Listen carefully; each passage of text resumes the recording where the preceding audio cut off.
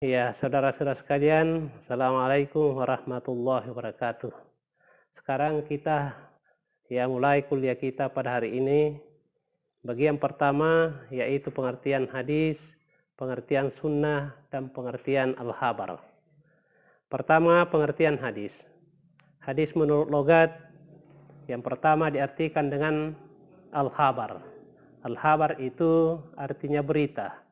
Berita yang disampaikan oleh seseorang kepada orang lain. Dua, yaitu hadis diartikan dengan al-jadid, artinya baru, belum lama terjadinya. Yang ketiga, hadis diartikan dengan al-qarib, artinya dekat. Sama halnya orang mengatakan hadis fil Islam, dia baru saja mengenal tentang Islam. Selanjutnya, pengertian hadis menurut istilah. Para ulama berbeda pendapat di dalam mentarifkan atau mendefinisikan hadis. Yang pertama, ahli hadis. Ahli hadis mengatakan bahwa hadis itu ialah segala perkataan, segala perbuatan dan hal ihwal Nabi SAW. Yang kedua, ahli usul mengatakan bahwa hadis itu ialah segala perkataan, segala perbuatan dan takrir Nabi SAW yang bersangkut paut dengan hukum. Ketiga, segolongan ulama mengatakan bahwa hadis itu ialah segala perkataan, segala perbuatan dan takrir Nabi, takrir sahabat dan takrir para tabi'in. Sekarang kita lihat dari pengertian tersebut di atas itu nampaknya berbeda-beda. Namun demikian ada unsur-unsur persamaannya. Unsur-unsur persamaan yang dimaksud itu ialah yang pertama perkataan, yang kedua perbuatan, yang ketiga takrir.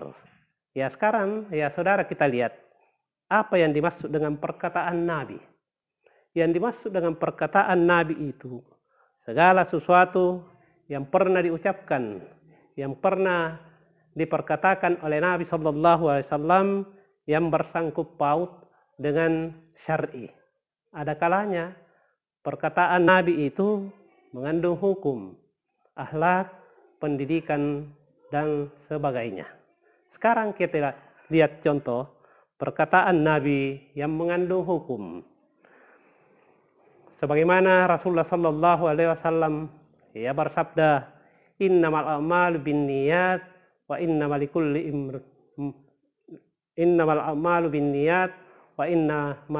imri'in ma nawa. Bahwasanya segala perbuatan itu harus disertai dengan niat. Jadi, niat itu adalah merupakan faktor penentu sah atau tidaknya suatu perbuatan. Faman kana hijratuhu ilallahi wa rasul, fa hijratuhu ilallahi wa rasul. Maka barang siapa yang hijrahnya atau niatnya karena Allah dan Rasulnya, maka hijrahnya itu karena Allah dan Rasulnya. Faman kana hijratuhu lidunya yusibuha aw imra'atun yunkihuha fa hijratuhu ila ma hajara ilaih. Barang siapa yang hijrahnya atau niatnya karena dunia, ya maka dia akan memperoleh sesuai apa yang maka hijrahnya karena dunia, maka dia akan memperoleh sesuai apa yang dia niatkan. Iya. Kemudian selanjutnya, contoh perkataan Nabi yang mengandung akhlak. Iya. Rasulullah SAW mengatakan, la imana liman la amanatalah, wala salata liman la tuhra. Artinya, tidak ada iman bagi siapa tidak ada amanah di dalam hatinya. Iya. Dan tidak ada salat bagi siapa tidak ada kesucian baginya. Artinya apa? Kalau kita mau dikatakan orang beriman, maka harus kita tahu apa itu iman. Iman itu al-imanu ma'rifatun bil qalb wa iqrarun bil lisani wa amalu bil arkan. Iman itu diucapkan dengan lidah, diyakinkan dengan hati, dan dilaksanakan dengan anggota perbuatan. Iya. Oleh karena itu orang yang beriman harus amanah. Iya, amanah artinya jujur. Karena orang jujur itu baik, sebagaimana Rasulullah mengatakan, iya, di dalam hadisnya, inna sidqa yahdi ilal bir wa innal birra yahdi ilal jannah. Sesungguhnya orang jujur itu adalah baik, dan orang baik itu masuk surga. Alhamdulillah. Iya.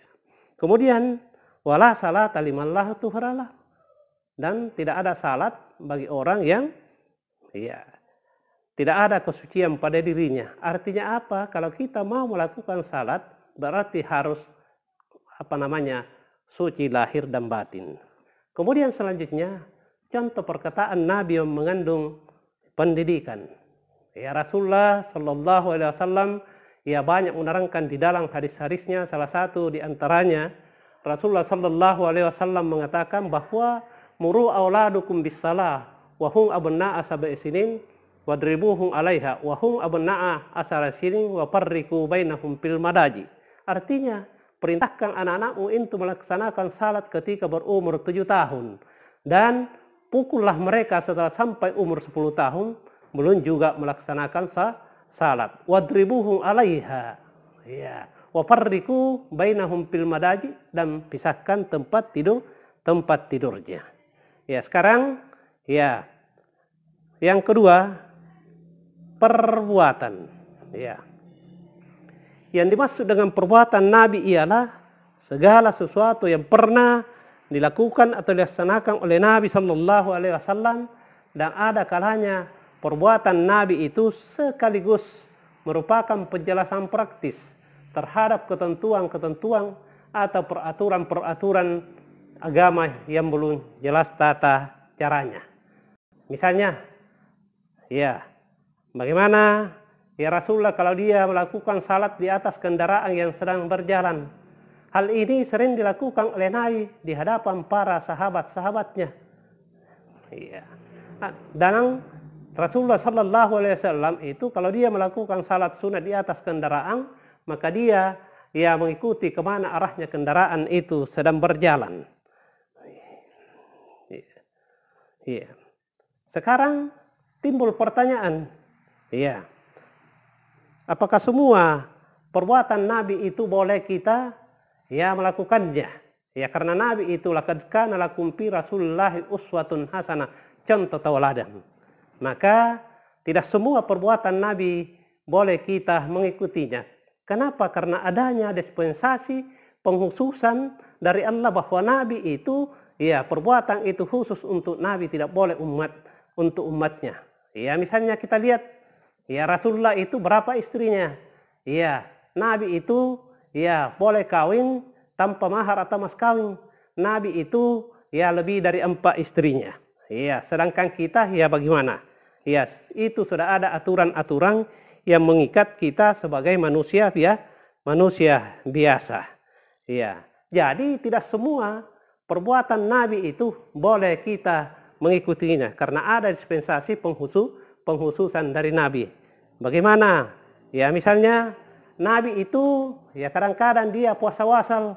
Dia melanjutkan puasanya. Kalau hari ini dia puasa, maka dia lanjutkan sebentar, dia tidak buka puasa, tetapi nanti besok sore baru dia puasa. Bagaimana dengan umatnya? Itu tidak boleh kita ikuti.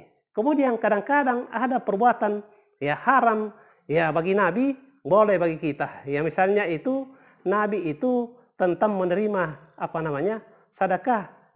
Tidak boleh bagi Nabi, tapi boleh bagi kita. Kemudian bagaimana cara makannya Nabi? Bagaimana cara berpakaiannya Nabi? Nabi itu kadang-kadang makan dengan 3 jari. 3 jari. Tetapi bagaimana dengan kita? Kalau makan dengan 3 jari, sepertinya itu janggal bagi kita. Karena Nabi itu makan dengan 3 jari, itu makan dengan anggur, kurma dan lain-lain sebagainya. Sedangkan kita makan sekarang itu lengkap dengan lauk pauk. Bagaimana dengan 3 jari? Kemudian selanjutnya, bagaimana cara berpakaiannya Nabi? Bagaimana cara berpakaiannya Nabi? Nabi itu berpakaian, misalnya tidak semua perbuatannya Nabi boleh kita ikuti. Misalnya, kenapa? Misalnya ada kita lihat orang, kenapa ya kamu tidak pakai sepatu sandal. Ya, lalu dia mengatakan bahwa ya itu saya ikuti Nabi saya, karena Nabi itu laqad kana lakum fi rasulillah uswatun hasanah. Nabi saya itu ada merupakan contoh teladan. Itu bukan masanya. Ya, bukan masanya. Ya, karena memang pada waktu itu, pada masa Nabi belum ada sandal, belum ada sepatu. Ya, bagaimana orang ya ke tanah suci. Ya, misalnya ke tanah suci, ya sekarang pakai pesawat, dulu itu pakai unta dan lain-lain sebagainya. Ya, jadi itu tidak mesti, tidak seharusnya perbuatan Nabi harus kita ikuti semuanya. Ya. Apalagi? Ya, sekarang kita masuk yang ketiga. Yang ketiga itu takrir. Takrir itu artinya keadaan Nabi mendiamkan, tidak memberikan sanggahan atau menyetujui apa yang dilakukan oleh para sahabatnya. Ya, kita lihat misalnya contoh ketika perang pada waktu itu, Khalid bin Walid pada waktu itu memakan daging biawak. Ya, daging biawak. Sedangkan ya Rasulullah berada di sampingnya. Lalu para sahabat bertanya-tanya di dalam hatinya, apakah yang kita lakukan ini haram atau tidak, dilarang atau bagaimana? Nabi diam pada waktu itu.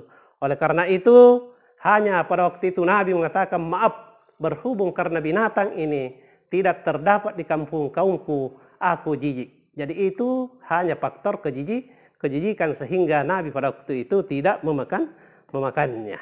Iya. Ya. Sekarang ya kita ya masuki selanjutnya itu ya pengertian sunnah. Ya, pengertian sunnah. Jadi tadi pengertian hadis, pengertian sunnah dan pengertian habar. Pengertian sunnah. Sunnah itu ya menurut logat berasal dari kata at-tariqatun. Tarik artinya jalan yang dilalui. Baik jalan itu terpuji atau tidak. Kemudian hadis juga dapat diartikan dengan tradisi. Kenapa diartikan tradisi? Karena apabila sesuatu perbuatan telah dibiasakan mengerjakannya, walaupun perbuatan itu tidak baik, kadang-kadang orang dia juga namakan bahwa itu sunnah. Iya, sunnah. Memang betul bahwa sunnah itu ada macam-macam. Ada sunnah yang baik, ada sunnah yang tidak baik. Oleh karena itu Rasulullah mengatakan bahwa barang siapa yang mengadakan suatu sunnah yang baik, maka baginya pahala dan pahala bagi orang yang mengikutinya sampai hari kiamat. Dan sebaliknya, barang siapa yang mengadakan suatu sunnah yang tidak baik atau jalan yang tidak baik, maka baginya dosa dan dosa bagi orang yang mengikutinya sampai hari kiamat. Ya, sekarang yang ketiga, pengertian al-habar. Habar itu artinya berita. Iya, berita. Iya. Ya, menurut istilah habar itu artinya ya berita yang datangnya dari Nabi atau selain dari Nabi. Berarti berita yang datangnya dari Nabi, dari sahabat dan dari tabi'in. Ada ulama yang menyamakan antara hadis, sunnah dan habar. Namun pada hakikatnya tidak demikian. Memang ada unsur persamaannya dan ada unsur perbedaannya. Sebab semua habar itu adalah hadis. Ya, namun tidak semua hadis itu adalah habar. Tegasnya, tidak semua berita yang datang kepada kita itu dinamai dengan hadis. Sebab hadis itu datangnya dari Nabi. Tetapi semua yang berita datangnya dari Nabi, dari sahabat dan dari tabi'in itu dinamakan dengan habar. Jadi habar itu lebih umum daripada hadis. Ya, itu. Nah, sekarang selanjutnya di dalam mempelajari ilmu hadis, materi hadis itu paling-paling ada 3 unsur yang terdapat di dalam hadis. Yang pertama itu artinya ya rawi. Apa itu rawi? Apa itu sanad dan apa itu matan?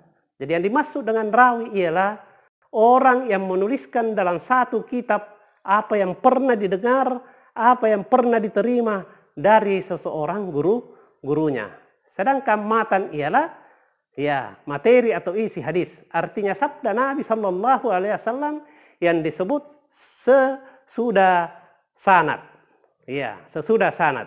Ya, sedangkan sanad itu artinya jalan yang menyampaikan kepada matan atau isi hadis. Saudara-saudara sekalian, ya karena ya karena masalah waktu, ya kemudian kuliah kita hari ini ya kita cukupkan, dan insya Allah untuk topik-topik berikutnya insya Allah kita akan tayangkan ya pada waktu yang sudah ditentukan. Terima kasih ya kepada saudara-saudara sekalian. Insya Allah nanti kita lanjut, ya kita akhiri dengan ucapan Alhamdulillahirabbil alamin. Assalamualaikum warahmatullahi wabarakatuh.